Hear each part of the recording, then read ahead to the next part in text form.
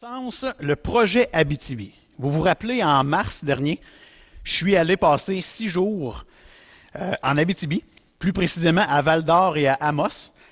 Et puis, le but était d'aller passer presque une semaine pour aller aider là-bas. Il y a des besoins que je vais vous parler. Et puis, on a, dans l'Association des Églises baptistes, on a un évangéliste qui s'appelle Noël Morissette, donc un des grands évangélistes qu'on a en ce moment au Québec. Puis lui, ce qu'il fait, c'est qu'à tous les mois, il va passer 6 jours en Abitibi. Puis je vais vous montrer un peu la carte. Donc, 6 jours par mois, il vient passer à Val-d'Or puis à Amos. Et le mois suivant, il va le passer à Lassar. Donc, à tous les 2 mois, il revient à Val-d'Or. Mais à tous les mois, il est en Abitibi pendant 6 jours de temps. Et moi, mon but, c'était vraiment, je me suis dit, c'est donc bien une bonne affaire d'être à côté à un Noël Morissette, qui est très reconnu dans le monde de l'évangélisation. Fait que je m'étais dit, je vais aller là-bas, puis je ne sais pas encore ce qu'on va faire, mais ça va être bien intéressant. Et puis, j'ai pogné mon air, parce qu'en arrivant là-bas, l'urgence, c'était pas d'aller faire du porte-à-porte, c'était pas de donner des dépliants. Savez-vous, c'est quoi qu'il y a à faire là-bas? Tout. Tout est à faire. Pas à recommencer, là, mais il y a quelque chose qui a été fait il y a des années, et au moment où on se parle en 2016, il faut redonner, il faut remettre de l'huile dans la machine pour que ça se mette à bien aller. Et puis j'ai vraiment pogné mon air, comme je vous l'ai dit, parce que je ne m'attendais pas que la tâche était aussi difficile. Puis un gars comme Noël Morissette, c'est excellent, il s'en va passer 6 jours là-bas, mais après ça, il revient juste dans 2 mois. Donc, c'est pas évident là, de faire rouler la machine là-bas. J'ai appris tout ça durant mon court voyage pour me rendre là-bas, 7 heures. Ça prend 7 heures se rendre en Abitibi, donc on a eu le temps de discuter de tout ça. Mais j'ai été vraiment touché. Puis Noël me disait, j'ai pas le temps de faire la tournée des églises pour présenter le projet, pour montrer aux gens qu'en Abitibi, là, il y a des besoins immenses. Le Québec est une terre de mission, mais l'ouest du Québec, en Abitibi plus précisément, il y a tellement des choses à faire là-bas. Donc, j'ai dit, moi, je peux commencer par le présenter dans mon église. Puis par la suite, si c'est intéressant, peut-être, si d'autres églises veulent entendre parler du projet Abitibi, je pourrais aller faire un tour une fois de temps en temps. Donc, puis en même temps, je ne voulais pas vous apporter juste mon voyage en Abitibi. On est ici pour entendre parler de la parole de Dieu. Donc, je vous propose un texte ce matin, puis je vous invite à tourner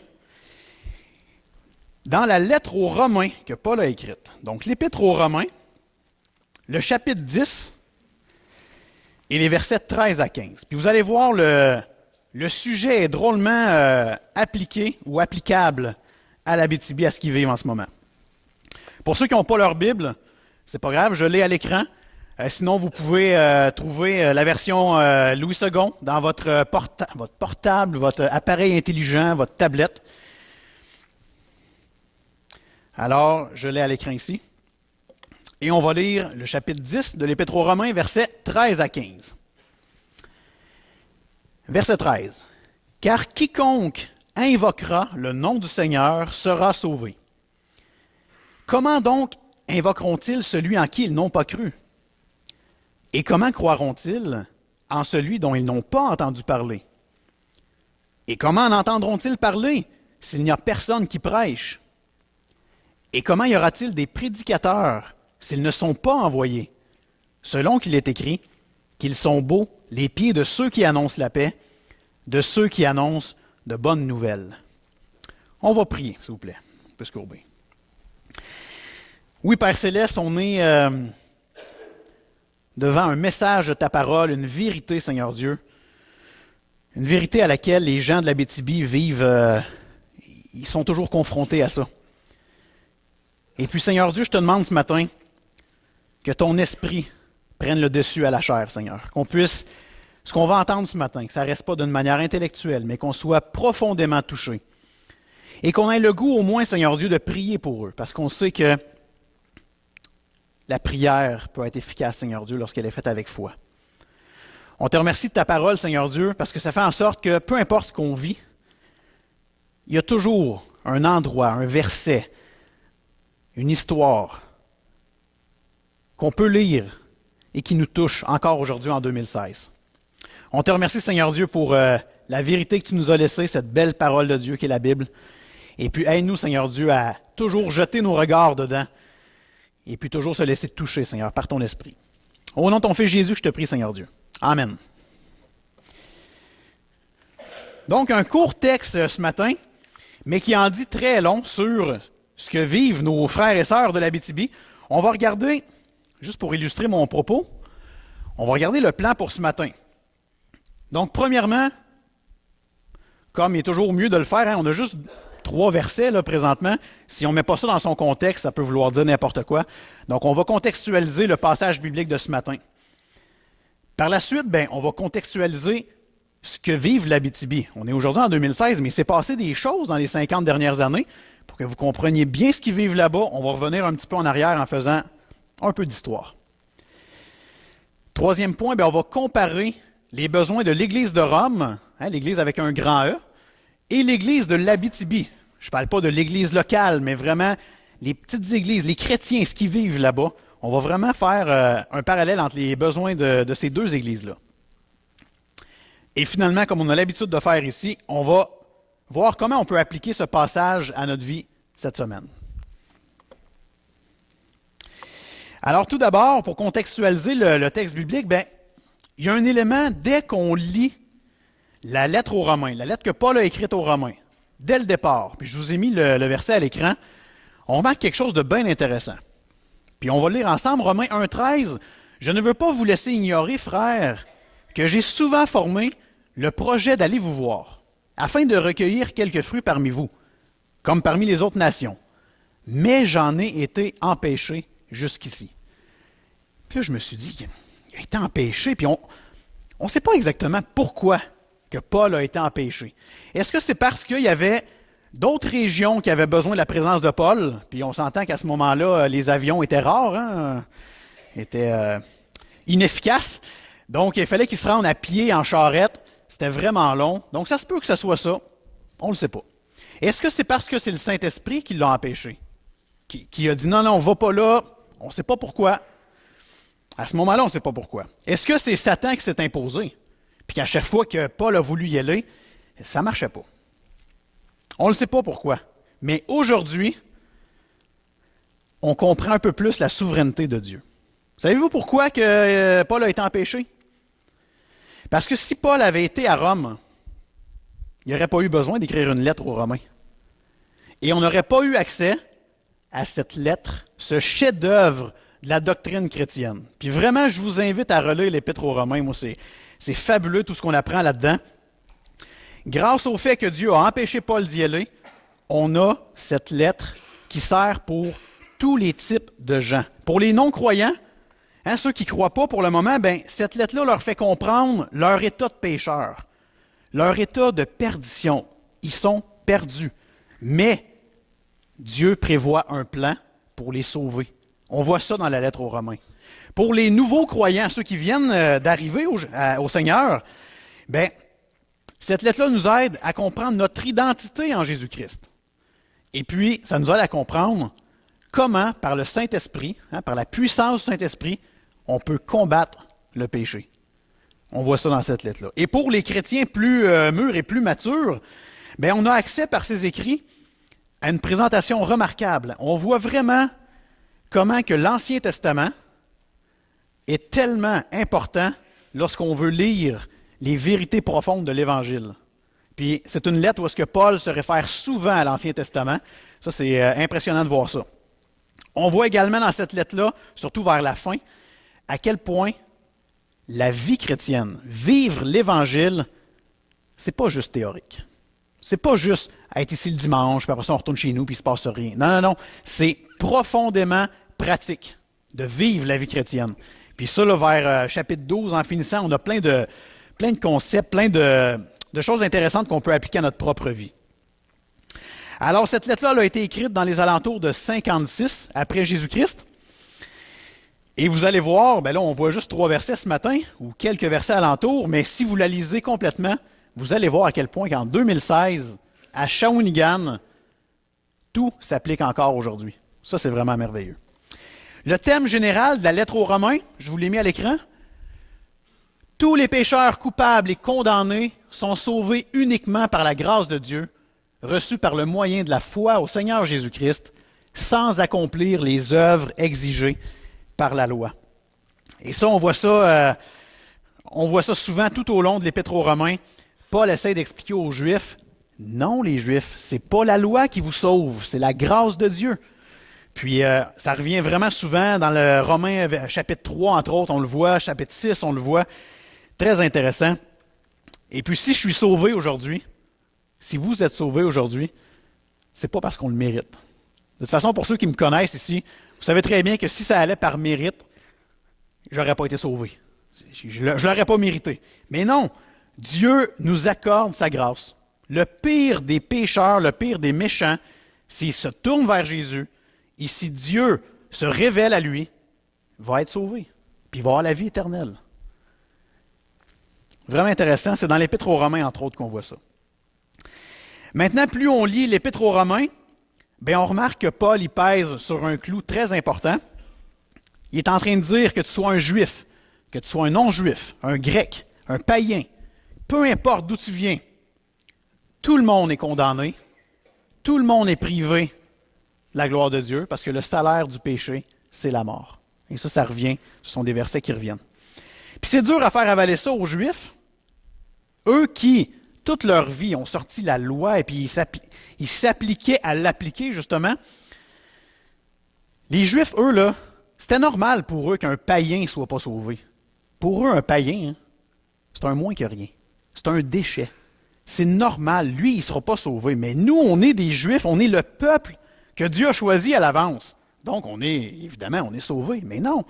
Ce qu'il est en train de dire, Paul, c'est la grâce de Dieu qui est importante. Et puis, il aurait dû savoir, les Juifs, que personne n'était capable d'accomplir toute la loi d'une manière parfaite. La loi était là pour rappeler aux gens que c'est sûr qu'il y a un critère, il y a une condition dans la loi que tu ne seras pas capable de faire, et donc tu tombes pécheur, et donc tu as besoin de la grâce de Dieu pour être sauvé. C'est à ça qu'a servi la loi. On voit, pour s'approcher un petit peu plus du texte de ce matin, on tombe dans le chapitre 10, et on voit que la foi, la vraie foi, c'est celle qu'on retrouve dans le verset 9. Chapitre 10, verset 9. « Si tu confesses de ta bouche le Seigneur Jésus, et si tu crois dans ton cœur que Dieu l'a ressuscité des morts, tu seras sauvé. » Puis des fois, moi qui aime parler de Jésus aux gens, je me perds dans un paquet de concepts pour essayer d'expliquer aux gens qu'il faut qu'ils s'approchent du Seigneur Jésus, mais on a un verset là, qui nous explique tellement bien c'est quoi. Si tu confesses de ta bouche le Seigneur Jésus, et si tu crois dans ton cœur que Dieu l'a ressuscité des morts, tu seras sauvé. Ça me semble pas compliqué à expliquer, ça, c'est juste un verset. Puis moi, je me perds des fois. J'avais peut-être besoin de ce message-là ce matin, justement pour me rappeler Romains 10, verset 9. Et là, on poursuit. On arrive au verset 13 qui nous intéresse ce matin. « Car quiconque invoquera le nom du Seigneur sera sauvé. » Puis là, on ne parle pas invoquer dans le sens dire Seigneur puis on va être sauvé. Là. Il y a vraiment un cheminement qui se fait à l'intérieur de nous. Mais c'est intéressant de voir que quiconque invoquera le nom du Seigneur sera sauvé.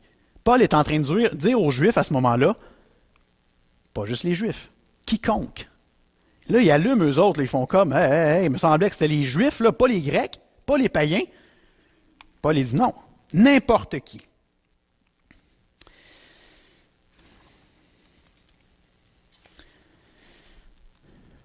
Maintenant, je vais juste retourner un petit peu comme ça, oui.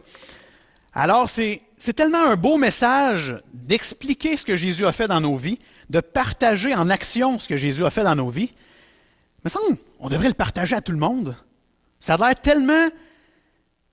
Il me semble que c'est facile en plus. Je n'ai même pas besoin de parler des fois. J'ai juste besoin d'être qui je suis en Jésus-Christ. Les gens vont me voir, ils vont dire, il y a quelque chose de spécial, lui. Puis, amen, c'est ça qu'il faut qu'ils voient. Puis, ils vont venir par eux-mêmes nous parler. Ils vont nous demander, qu'est-ce que tu as de changement? Puis, on va pouvoir leur dire qu'on est chrétien et qu'on veut suivre les paroles du Seigneur Jésus. Ça a l'air facile comme ça, parler. Puis, même, je sais qu'il y en a parmi vous qui disent, ah, Patrick, toi, on le sait bien, tu as une facilité de parler. Puis, même des fois, moi-même, je trouve que je me bloque. Puis là, notre problème, il y a un problème majeur qui a rapport avec nos versets ce matin, et on va y revenir. Parce que je veux vraiment qu'on fasse un parallèle. On est arrivé, comment que les Romains voient la chose. Paul, là, il est rendu à l'étape de leur dire, c'est tellement une joie de partager ça, partagez-le. Maintenant, on fait un parallèle avec ce qui se passe en Abitibi, pour que vous compreniez bien. On va faire un petit peu d'histoire, puis vous allez voir, je vous ai partagé l'Église de Rome, je vous partage l'Église de l'Abitibi, on va arriver avec un constat, que les deux vivent. Alors, allons-y avec un petit peu d'histoire pour voir comment que Dieu, à travers les années, a travaillé extrêmement fort dans la région de l'Abitibi. La fin des années 30, autrement dit, là, quand on est au début des années 30, vous vous rappelez, moi je n'étais pas là à ce moment-là, mais mes cours d'histoire sont encore frais, il y a eu ce qu'on appelle une genre de crise économique. Ça n'a pas bien été au début des années 30, mais lorsqu'on arrivait vers la fin des années 30, là, il y a de quoi de merveilleux qui s'est produit en Abitibi. C'est qu'ils ont vu qu'il y avait des mines d'or, des mines d'un paquet d'affaires. Et là, il y a eu ce qu'on appelle un boom minier. Les gens ont fait « Oh, c'est pratiquement la conquête vers l'or. Là. Il y a de l'or là-bas, on pogne nos familles puis on s'en va vivre là-bas. » Et il y a eu vraiment plein de petits villages qui se sont installés alentour des mines. Un peu comme nous ici à Shawinigan, il y a l'Alcan, la Belgo, les gens se sont installés alentour. C'est la même chose qu'ils ont vécu en Abitibi. Les moyens de transport étaient assez peu efficaces, donc il fallait s'installer proche pour y aller à pied. Alors ça a créé plein de petits villages partout dans l'Abitibi-Témiscamingue. Précisément à Val-d'Or, c'est une des villes qui a grandi, qui a pris une croissance la plus exceptionnelle, due au fait justement, la fameuse mine d'or qu'il y a là-bas, les gens se sont installés. Et puis, il y avait une certaine proximité avec le nord de l'Ontario, donc il y a beaucoup de gens du nord de l'Ontario qui sont venus s'installer en Abitibi. Pour eux, c'était moins loin qu'à partir de Montréal. Et à cette époque-là, on tombe en 1941. On a nos gens ici, je l'ai marqué. En 1941, après quelques années de prière, on a le pasteur Wilfrid Willington et son épouse Edna qui sont arrivés de l'Ontario avec l'intention d'être au service de la nouvelle communauté qui était surtout constituée d'anglophones. Donc, c'est normal, les gens partaient du nord de l'Ontario, donc des anglophones viennent s'installer au Québec. Ça parle beaucoup anglais. Et on a Wilfrid et sa femme qui s'installent pour essayer de créer quelque chose. Et on va le voir dans ces années-là, avec beaucoup de prières, ils en sont venus à créer une petite église, une petite communauté chrétienne. Anglophone au départ. Mais les anglophones se mélangeaient avec les francophones, et là, tranquillement, ils ont vu qu'il y avait un besoin pour les francophones. Et c'est là, dans ces années-là, qu'un bâtiment a été érigé dans l'ouest de Val-d'Or. Et puis le début des églises baptistes au Canada francophone, là, c'était une source de joie. Parce que vous savez, nous, les Français, on vient de la France, qui sont catholiques. Les Anglais viennent de l'Angleterre, qui sont plus protestants. Et là, ça faisait tout un mélange en Abitibi. Là. On avait les catholiques, puis on avait les protestants. Puis, je ne suis pas ici pour un cours d'histoire, mais c'est tellement intéressant de savoir ce que ces missionnaires-là ont fait, d'aller prêcher l'Évangile dans les parcs, puis ils se faisaient arrêter par la police, envoyer en prison, puis ils lâchaient pas. C'était vraiment là une persécution au Québec dans ces années-là. Mais je suis obligé de passer à autre chose, sauf que il y avait vraiment cet esprit de conquête-là.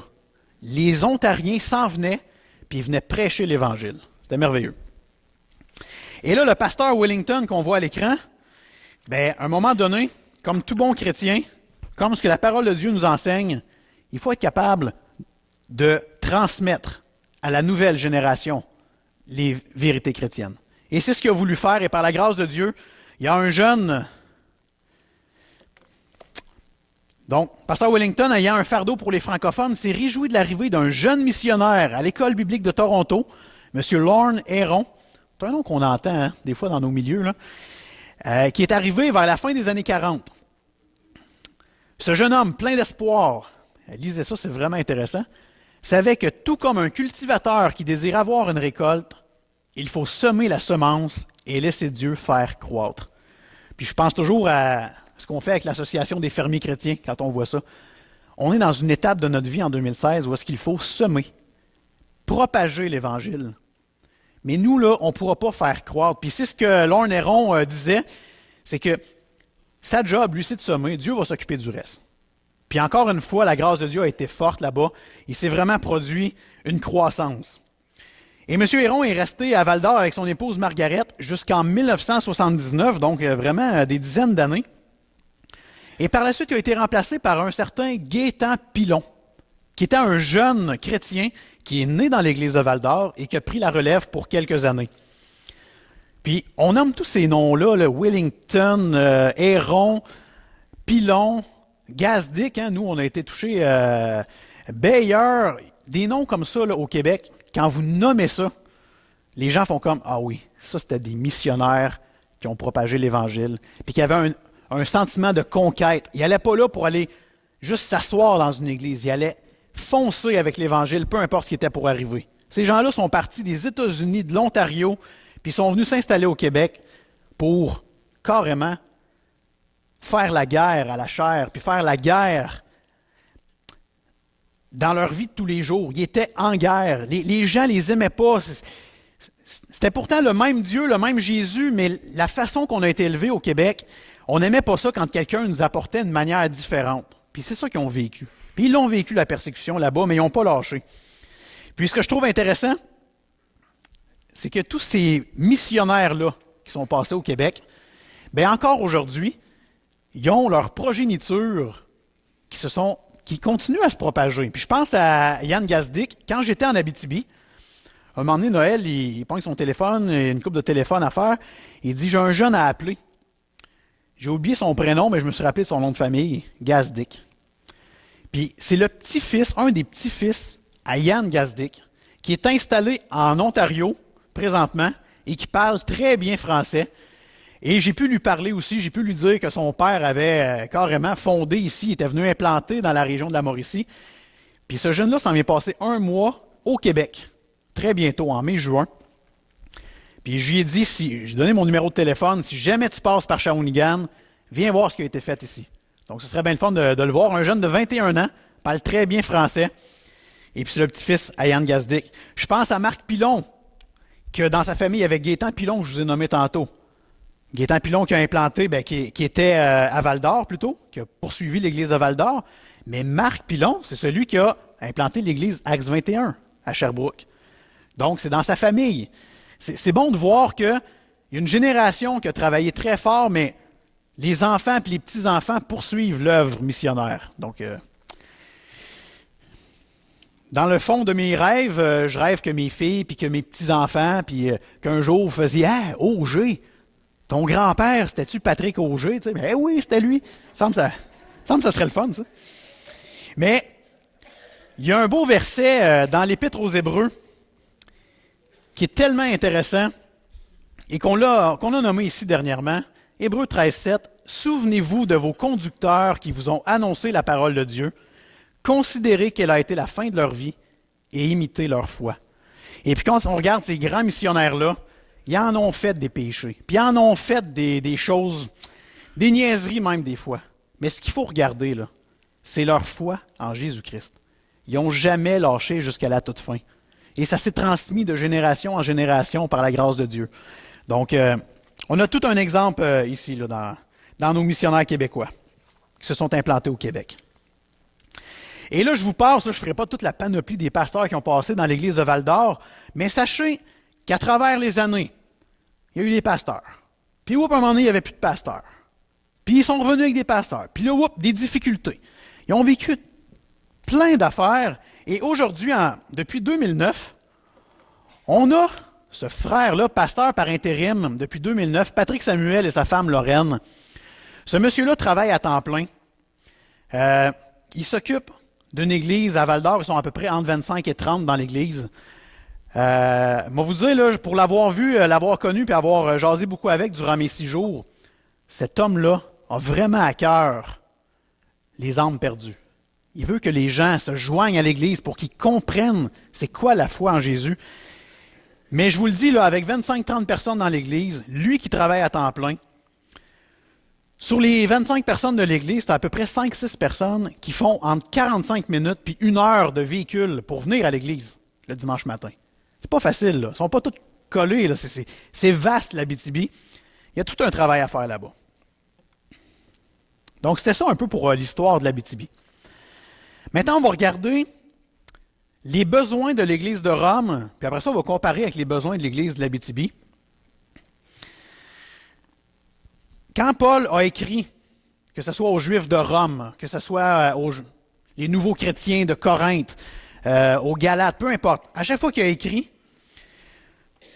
les gens qui recevaient la lettre devaient saisir une vérité importante, et je vous l'ai dit tantôt, Romains 10, 13, « Car quiconque invoquera le nom du Seigneur sera sauvé. » Pas juste les Juifs, quiconque.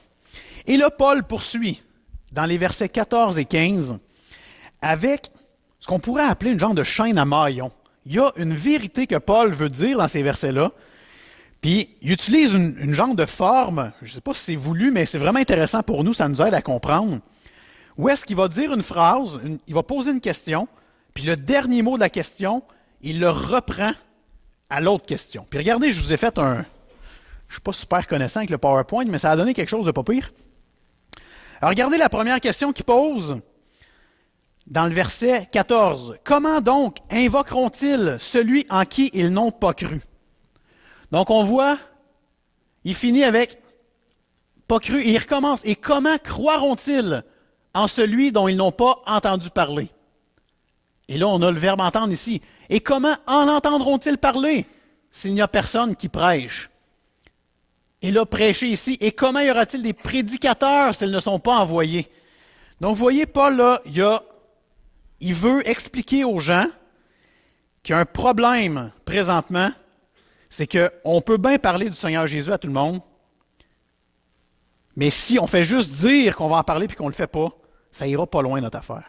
Puis là, il n'a pas mis la phrase suivante, mais c'est intéressant de lire certains commentaires.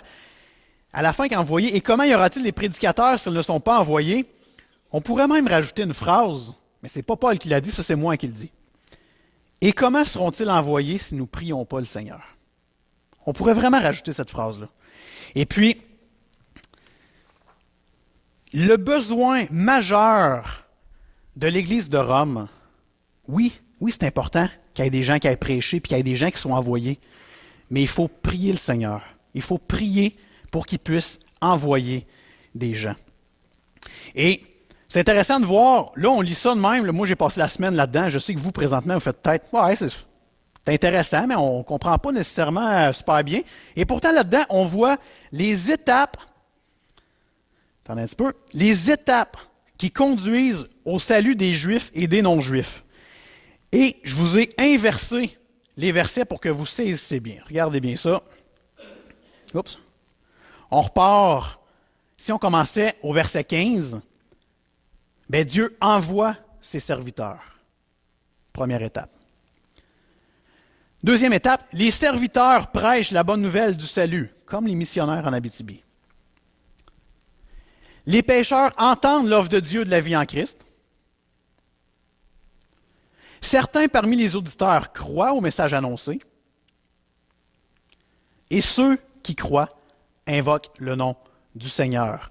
Et puis on revient à la base, ceux qui invoquent son nom seront sauvés. Donc vous voyez, lorsqu'on inverse les versets que Paul a mis dans la lettre, mais là pour nous, comme Québécois, on comprend beaucoup mieux ce qu'il a voulu dire. Il y a des étapes pour que les gens soient sauvés. Puis oui, c'est la foi en Jésus-Christ, par la grâce de Dieu, ça ne change pas. Mais nous, comme humains, on a des choses à faire. Comme hommes et femmes, on a des choses à faire. Et pour que Dieu envoie ses serviteurs, il faut prier Dieu.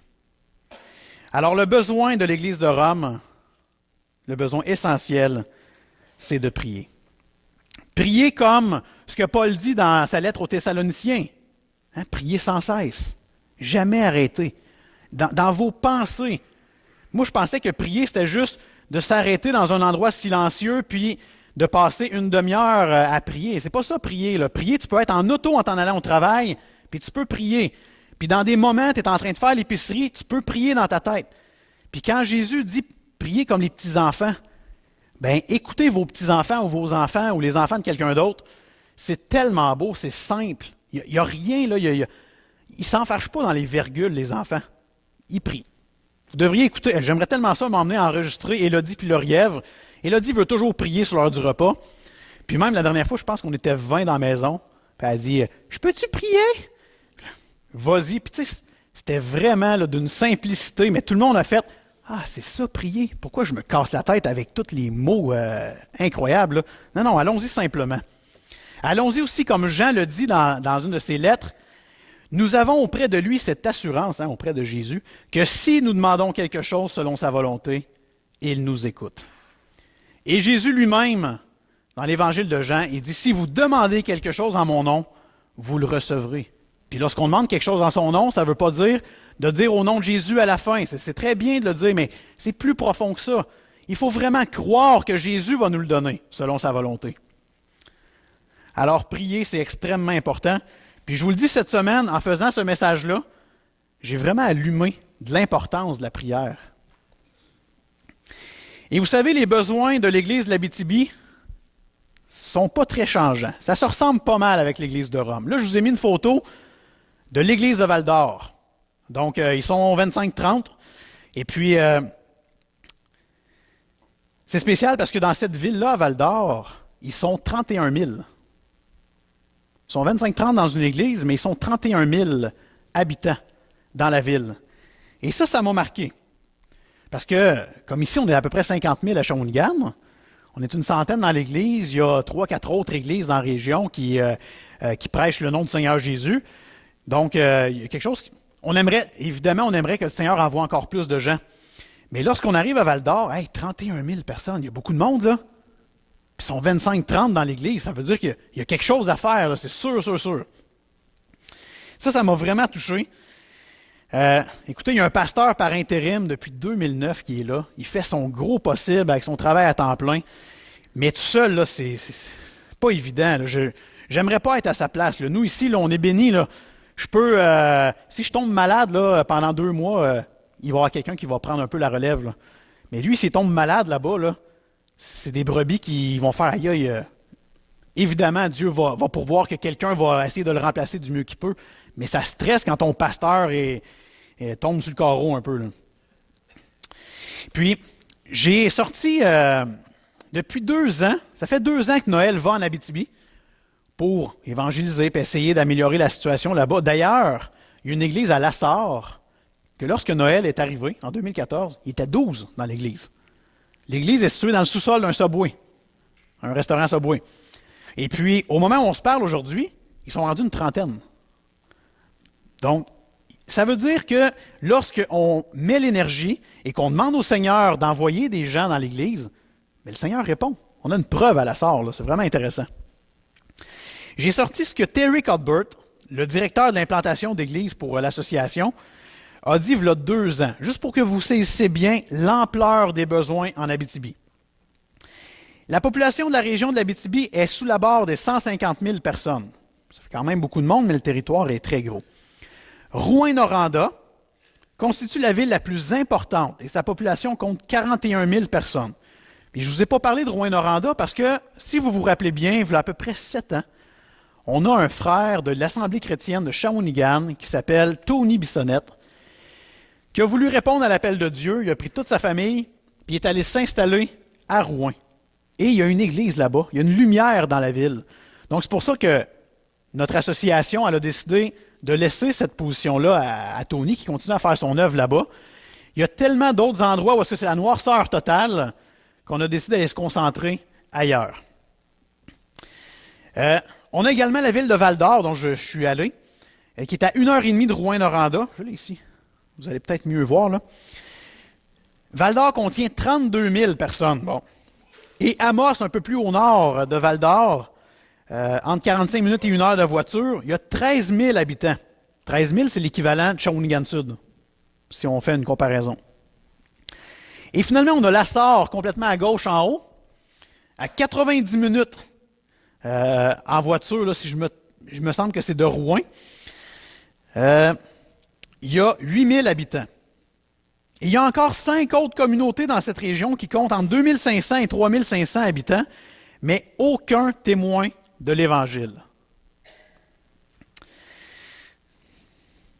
Puis là, j'arrive à ce que Terry dit. Cette région, qui est l'Abitibi, est propice à l'implantation d'au moins 4 églises en santé dans les villes principales, auxquelles pourraient se joindre des communautés missionnaires fonctionnelles dans d'autres villes et villages de plus petite taille qui n'ont pas encore été atteints par l'Évangile. 4 églises en santé. Je ne sais pas si vous le savez, là, mais on ne parle pas juste d'un petit regroupement qui essaie de faire quelque chose. Là.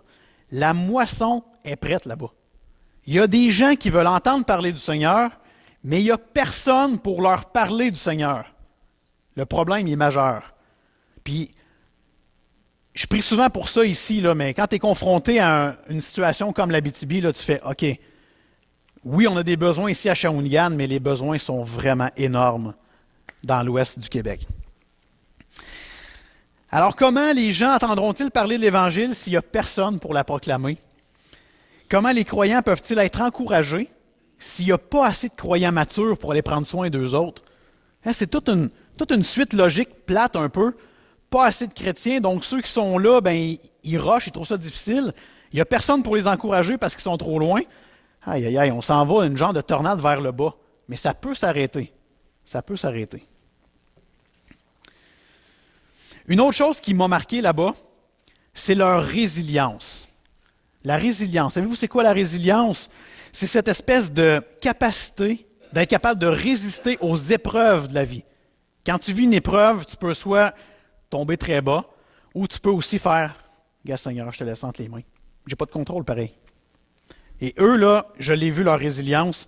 Quand tu es un pasteur à temps partiel depuis 2009, puis qu'il n'y a jamais personne, ils sont à la recherche d'un pasteur, là, mais il n'y a jamais personne qui a pu le remplacer. Hey, ça fait 7 ans qu'ils cherchent quelqu'un pour le remplacer, puis il est encore là.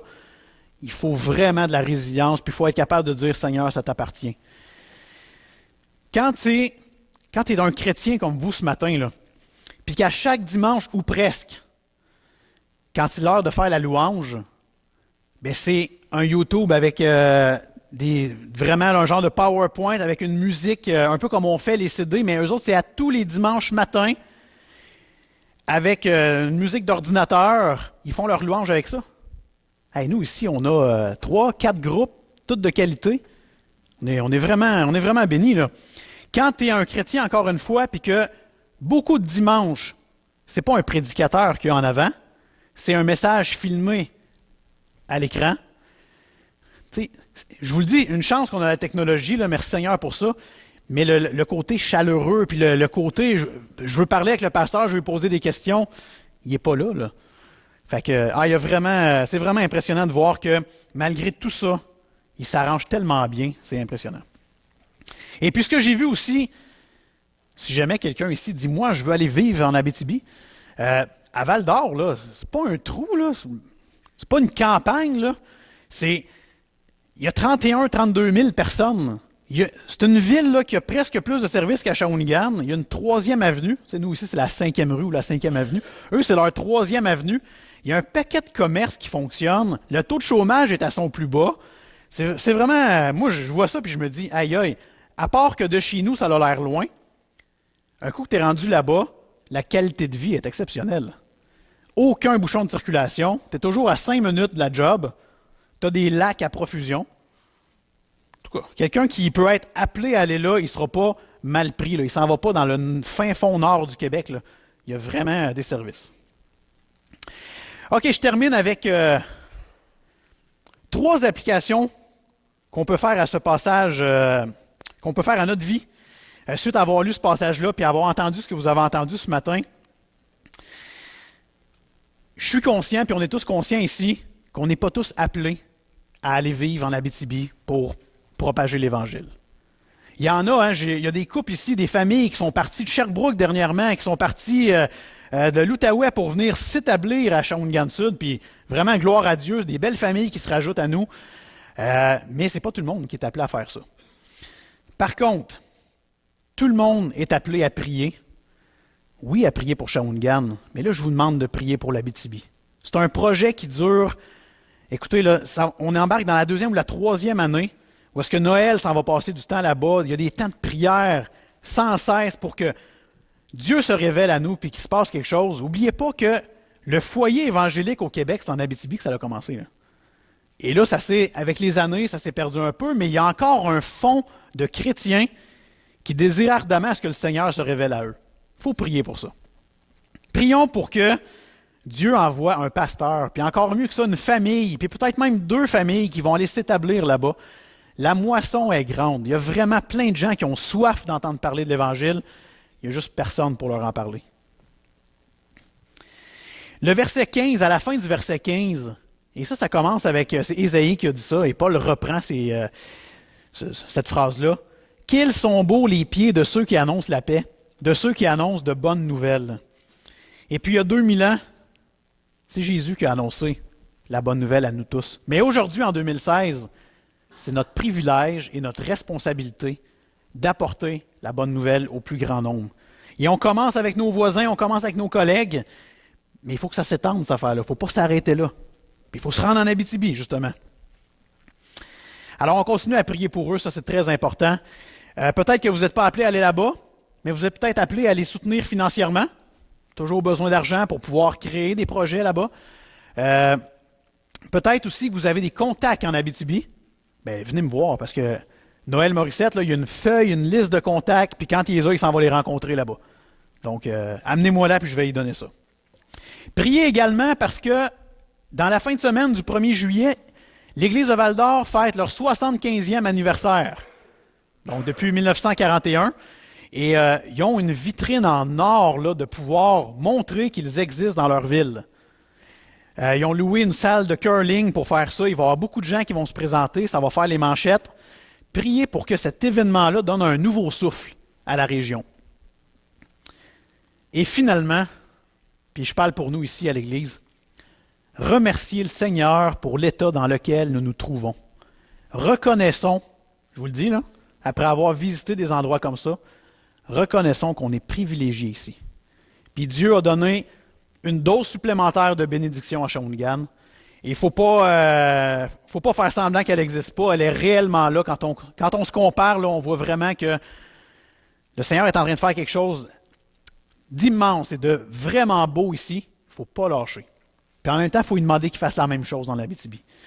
Écoutez, on n'a pas un pasteur de moins de 35 ans, on n'a pas 2, on en a 3, plus un petit jeune en formation. Il n'est pas là le matin, je peux me permettre. Un petit jeune en formation, puis un plus expérimenté qui nous entoure. Je vous le dis, quand on rencontre des leaders d'autres églises, ils disent toutes la même chose. Aïe, aïe, 3 pasteurs de moins de 35 ans à Shawinigan, pas à Montréal, Longueuil, Terrebonne. Là, d'une campagne, ça existe encore, ça, des jeunes qui essaient de prendre la relève de cette église-là. Ben oui, ça existe, puis tout est à la gloire de Dieu. De voir aussi une équipe pastorale unie. C'est pas partout qu'on voit ça. Je vous le dis, à force de jaser avec d'autres croyants, avec d'autres leaderships, on voit qu'avoir une équipe pastorale qui est unie, qui prie ensemble, qui passe du bon temps ensemble, qu'on partage l'Évangile ensemble, c'est merveilleux. Donc, continuez à prier. Je vais terminer là-dessus. On va se courber pour un mot de prière. Mais mettez vraiment dans votre cœur, dans vos prières, ce qu'ils vivent en Abitibi. Et ce n'est pas une fin en soi. Ce qu'ils vivent, c'est vraiment le début d'un bel accomplissement, mais il faut y croire. Je vais prier. Seigneur grand Dieu, tu as permis ce matin qu'on puisse en apprendre davantage sur ce qui se passe dans l'ouest du Québec. Ça fait tellement du bien des fois d'aller voir dans des endroits comme ça pour constater à quel point tu offres ta grâce d'une manière tellement différente, peu importe on est où au Québec, mais tu l'offres quand même. Pour nous ici, c'est peut-être avec des projets comme Sembec, puis avec J'aime mon voisin, puis Amen Seigneur. Mais en Abitibi, tu leur offres la résilience, la paix, le pardon même. Ils ont vécu des choses difficiles. Et puis Seigneur Dieu, ta grâce, elle est juste différente un peu partout, mais elle est toujours là. Et puis je te remercie pour ça, Seigneur. Je te prie vraiment que par ton Fils Jésus, tu puisses attirer des gens à toi. Oui, dans notre Église ici à Shawinigan-Sud, mais partout, puis particulièrement dans l'Ouest, où est-ce qu'il y a des beaux projets qui se font, où est-ce qu'il y a des responsables de notre association qui s'en vont passer des jours et des jours pour essayer d'être en mission là-bas, puis témoigner de toi.